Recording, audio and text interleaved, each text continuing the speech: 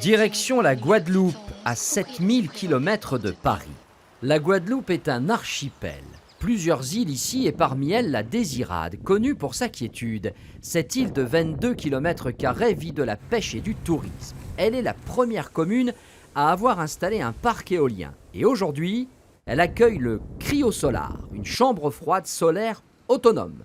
Une première mondiale, imaginée en Afrique et testée à la Désirade.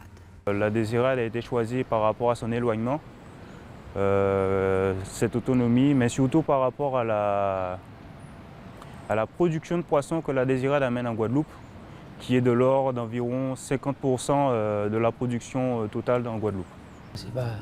Ça a l'air quand même super. Température générale, c'est 2 degrés. Ah ouais, quand même 2 degrés ici. Combien de poissons dedans? Il s'agit d'un outil innovant et qui intéresse la centaine de pêcheurs qui travaillent sur l'île.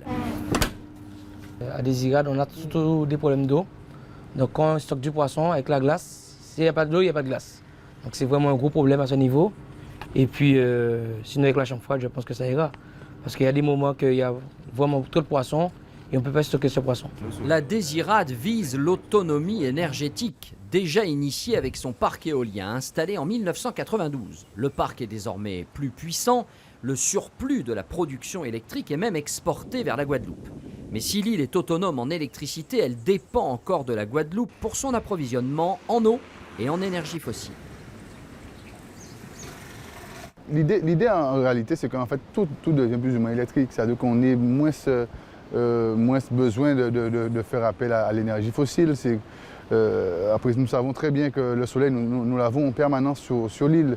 Nous avons du soleil, donc pourquoi ne pas se servir?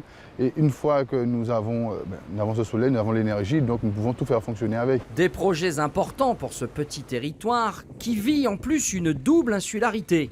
L'île espère devenir plus propre et plus attractive pour les touristes avec l'accompagnement de l'ADEME. La Désirade a obtenu, grâce au projet mobile, le label France Mobilité en 2019, qui va permettre justement de travailler à supprimer le recours aux carburants fossiles sur l'ensemble de l'île, que ce soit pour les transports terrestres, mais également pour les transports maritimes, notamment sur les liaisons inter-îles et sur les déplacements des pêcheurs par exemple, puisque c'est une activité très importante à la Désirade. Un objectif à atteindre d'ici 2030. Actuellement, seule la mairie et quelques loueurs sont équipés en électrique, mais faites attention aux iguanes quand même.